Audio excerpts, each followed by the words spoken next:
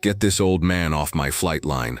Lieutenant Miller's voice, sharp and laced with the unearned confidence of a man barely a year out of his commissioning program, cut through the humid afternoon air. He gestured with a crisp, dismissive flick of his wrist towards the figure standing beside the colossal C-130 Hercules. "I don't know what kind of retirement home field trip this is, but this is a restricted area." Stanley Blake, 82 years young, didn't even turn his head.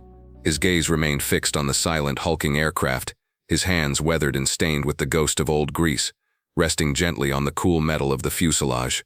He stood with a quiet dignity that seemed to absorb the young officer's insults without reaction. The two junior airmen flanking the lieutenant exchanged a nervous glance. One of them took a hesitant step forward. "Sir," the airman began, his voice uncertain, "we were told to expect him." The base commander, Miller, cut him off with a glare that could have withered paint. "I am the officer in charge of this flight line, airman, and I am telling you to remove this." He spat the last word as if it were an epithet. He took a step closer to Stanley, his own reflection staring back at him from the veteran's sunglasses. "Do you even hear me, old man? Or did you leave your hearing aid back with your walker?" The sun beat down on the tarmac, the heat rising in shimmering waves. For 3 days, the C-130, callsign Goliath 7, had been dead on the flight line. It was more than an inconvenience, it was a crisis. The aircraft was scheduled for a critical resupply mission to a forward operating base, a mission that couldn't be scrubbed or postponed. Every diagnostic had been run, every team of highly trained 20-something technicians had swarmed over its engines and avionics, and every one of them had come back with the same defeated shrug. The bird was dead. The official report cited a catastrophic, unidentifiable failure in the primary electrical bus, a problem so deep in the machine's guts that the manual's only solution was a complete multi-million-dollar rewiring that would take months. Frustration had curdled into a thick, palpable tension that hung over the maintenance hangar. Lieutenant Miller, feeling the immense pressure from the base command, had become a tyrant, snapping at his crews and demanding answers they simply didn't have. The arrival of this quiet, elderly man dressed in worn jeans and a faded jacket had been the final spark to his short-fused temper. The base commander had called him personally, overriding his authority with a curt, non-negotiable order. "A specialist is coming. Give him whatever he needs." Miller had expected a high-level engineer from Lockheed Martin, a corporate hotshot with a briefcase full of schematics. Instead, he got this, a relic who looked like he'd wandered in from the local VFW post. "I asked you a question," Miller insisted, his voice rising. He was now standing directly in front of Stanley, blocking his view of the aircraft. "I need to see some identification, base access credentials. Something, or my men will escort you out of here." Slowly, deliberately turned his head. He looked at the young officer, his eyes calm and assessing behind the dark lenses of his glasses. He didn't seem angry, or intimidated, or even annoyed. He simply seemed patient, as if he were waiting for a minor, predictable storm to pass. He reached into the inner pocket of his jacket and pulled out a worn leather wallet. With unhurried movements, he extracted a simple, laminated card. It wasn't a military ID. It was a driver's license. Miller snatched it from his hand. "Stanley Blake," he read aloud, his tone dripping with sarcasm. "Well, Stanley Blake, this doesn't grant you access to a United States Air Force flight line. This doesn't grant you the right to so much as breathe on my aircraft." He held the ID up between his thumb and forefinger as if it were a piece of trash. "I'm not sure what game the base commander is playing, but it ends now. You are a security risk." A small crowd of maintenance crew and flight engineers had begun to gather at a respectable distance, drawn by the confrontation. They stood in the shade of the massive hangar door, their hushed conversations a low murmur beneath Miller's tirade. They were tired, they were stumped, and the sight of this old man being berated by the insufferable lieutenant was, at the very least, a distraction. Stanley made no move to take his license back. He simply gestured towards the C-130 with a slight tilt of his head. "The problem isn't in the bus," he said. His voice was quiet, yet it carried a surprising resonance, a low, gravelly tone that seemed to cut straight through the surrounding noise. "You're all looking in the wrong place." Miller let out a short, incredulous laugh. "Oh, is that so? The combined expertise of 3 maintenance shifts, a dozen avionics specialists, and a direct consultation with the manufacturer, and you've cracked it just by looking at the paint job. Forgive me if I don't take the word of a man who was probably flying biplanes." The lieutenant's words were meant to sting, to humiliate, to assert his dominance. But as he spoke, his eyes fell upon a small, faded patch sewn onto the sleeve of Stanley's jacket. It was a simple design, barely noticeable against the worn fabric. A snarling gremlin clutching a wrench in one hand and a lightning bolt in the other. It was an unofficial emblem, a ghost from a different era of aviation. Miller scoffed at it, seeing it as just another piece of antiquated junk. But as Stanley's calm gaze met his, a flicker of something ancient and powerful seemed to pass between them. For a brief, disorienting second, the scene on the tarmac dissolved in Stanley's mind. The oppressive heat of the sun was replaced by the damp chill of a makeshift hangar in Da Nang. The whine of distant jet engines became the frantic, percussive roar of incoming rockets. He wasn't 82 anymore. He was 22, soaked in sweat and hydraulic fluid, his hands buried deep in the guts of another C-130. The air was thick with the smell of ozone, and a young, terrified pilot was screaming at him, his voice cracking. "We have to go. They're on the wire. We have to go now." Stanley hadn't looked up. He had just kept working, his fingers flying with a practiced, desperate urgency, a single focused thought cutting through the chaos. Find the brake, close the circuit, get them in the air. The snarling gremlin on his patch seemed to stare back at him from the dim light, a silent promise of defiance against the chaos of war. The memory vanished as quickly as it came, leaving no trace on his stoic expression. He was back on the sun-drenched tarmac, the arrogant young lieutenant still sneering at him. "This is your final warning," Miller said, his patience completely gone. "Get away from my aircraft now." He turned. "I'm giving you a direct order. Escort Mr. Blake to the main gate." The two young men looked at each other, then at the old man, then back at their superior. They were caught between the unyielding authority of their officer and a strange, inexplicable feeling that they were on the wrong side of this confrontation. As they took a reluctant step forward, a new voice cut through the tension, sharp and authoritative. "Lieutenant Miller, stand down." The voice belonged to Master Sergeant Frank Riley, a man who had forgotten more about aircraft maintenance than Miller would ever learn. He was walking briskly from the direction of the hangar, his face set in a grim, unreadable expression. Riley was a lifer, a man who had spent 30 years with his hands covered in grease, keeping birds in the air. He commanded a level of respect from the enlisted crews that officers like Miller could only dream of. When Riley spoke, people listened. He had been watching the entire exchange from his office overlooking the flight line. At first, he'd been as puzzled as everyone else by the old civilian's arrival. But then he'd seen the patch, the gremlin with the wrench. He hadn't seen one of those in person in over 40 years, not since he was a young airman fresh out of tech school, listening to the legendary, almost mythical stories told by the old Vietnam vets. Stories about a maintenance genius, a ghost who could walk onto a flight line, listen to an engine for a few seconds, and diagnose a problem that had stumped entire teams. A man they called the Gremlin. They said he could fix anything. As soon as Miller had threatened to remove Stanley, Riley had picked up his phone. He hadn't called base security. He'd called the base commander's direct line. It was a breach of protocol, a move that could have gotten him a severe reprimand, but he didn't care. "Sir," Riley had said, his voice low and urgent, "Master Sergeant Riley here. You know that specialist you sent down for Goliath 7. There was a pause on the other end of the line. "I do, Master Sergeant. Is there a problem?" The commander's voice was tight with stress. "Yes, sir," Riley had replied. "The problem is Lieutenant Miller is about to throw him off the base." He took a steadying breath. "Sir, I think you need to come down here, right now." The specialist, his name is Stanley Blake. He's wearing a gremlin patch. The silence on the other end of the line was immediate and profound. For a moment, Riley thought the connection had been lost. Then the commander spoke again, his voice no longer just stressed, but filled with a sudden, shocked urgency that made the hair on Riley's arms stand up. "I'm on my way," the commander had said, his voice a strained whisper. "Do not, under any circumstances, let that man leave. Keep him there, Master Sergeant. Keep him there at all costs." Now standing on the tarmac, Riley planted himself between Miller and Stanley. "Lieutenant," he said, his voice dangerously calm, "you're going to take a step back, you're going to wait."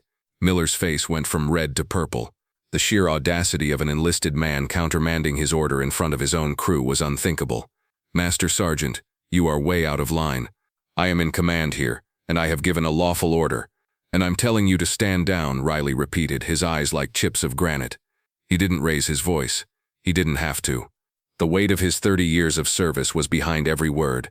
He turned his back on the fuming lieutenant and faced Stanley, his demeanor shifting from confrontational to one of deep, almost reverential respect. "Mr. Blake," Riley said, his voice now quiet and deferential. "I'm Master Sergeant Riley." Stanley simply nodded, his attention already returning to the silent C-130. The standoff was over, but the real storm was just about to arrive. Inside the base command building, Brigadier General Wallace slammed down his phone, a look of stunned disbelief on his face. He stared at his aide, a young, bewildered captain. "Get me the command car. Now."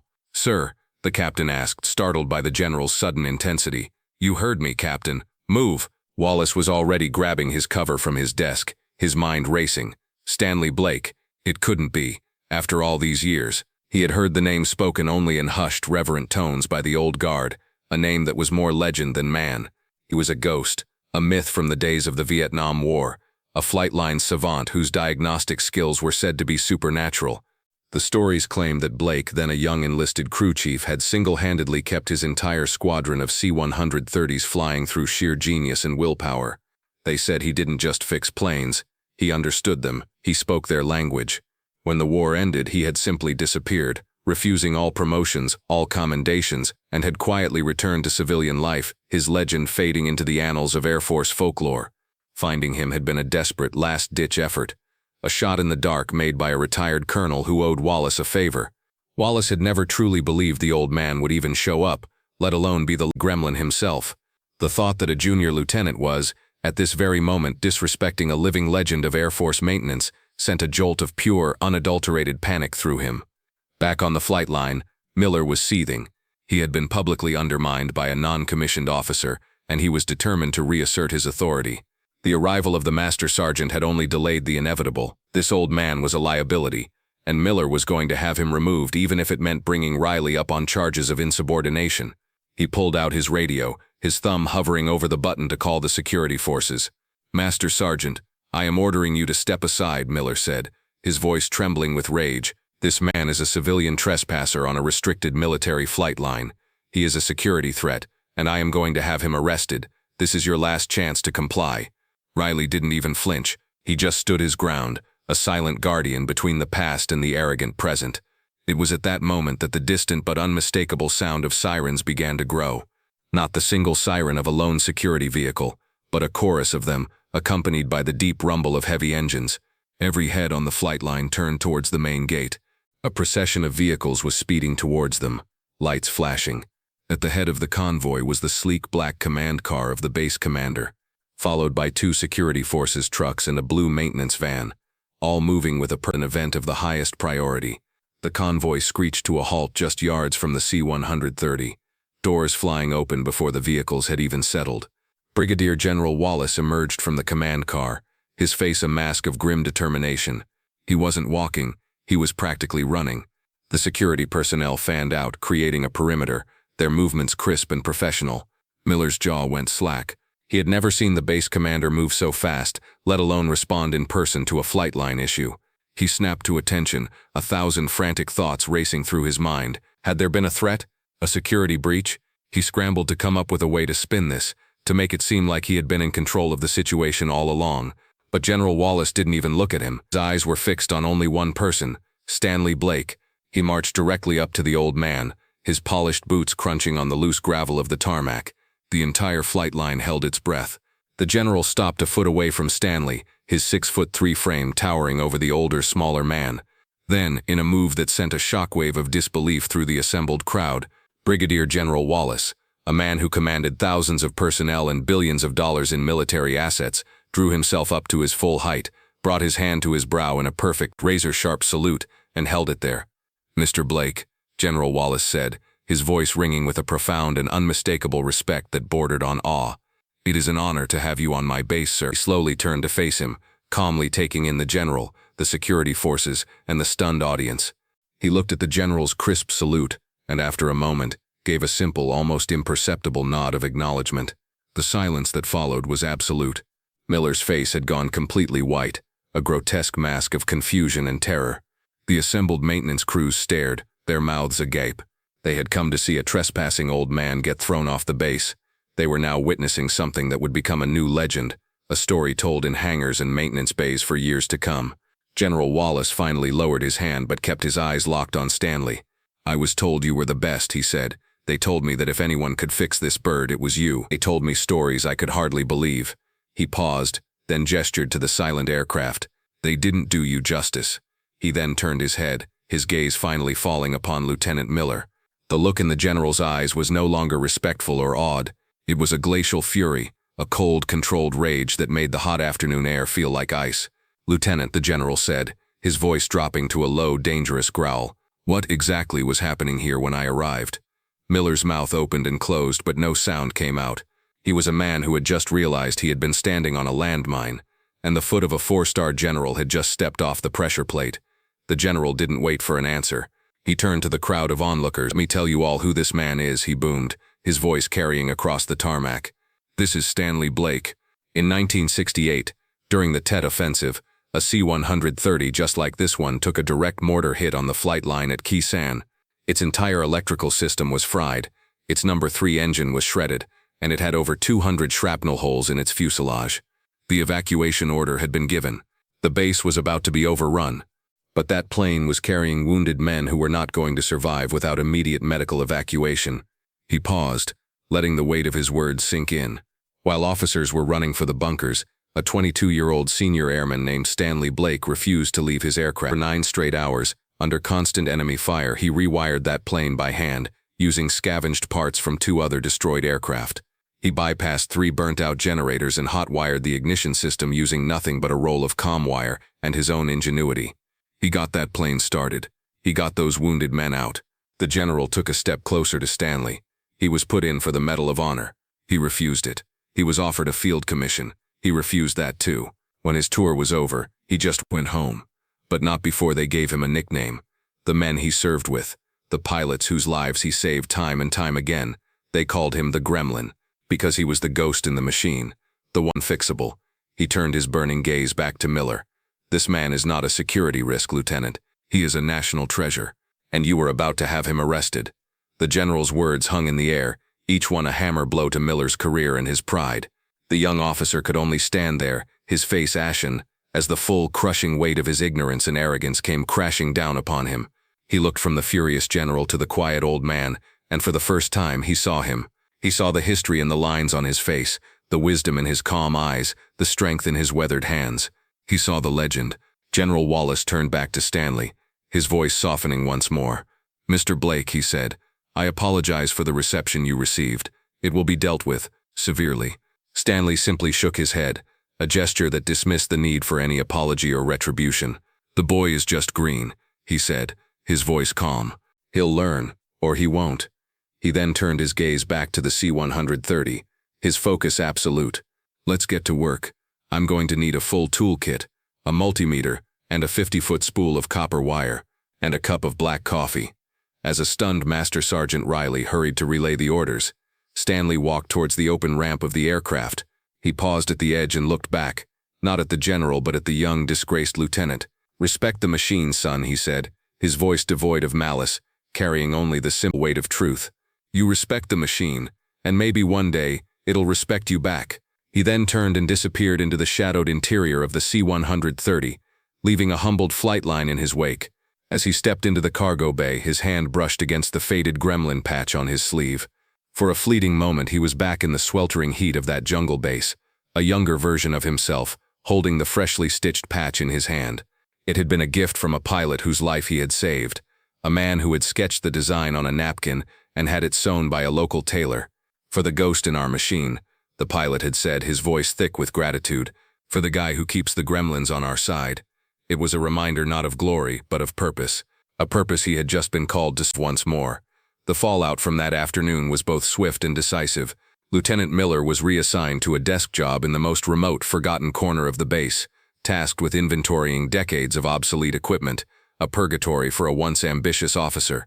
General Wallace made it mandatory for every officer in the maintenance group, regardless of rank, to attend a series of seminars on the history of Air Force logistics and the legends of the service, with the story of Stanley the Gremlin Blake as the centerpiece of the curriculum.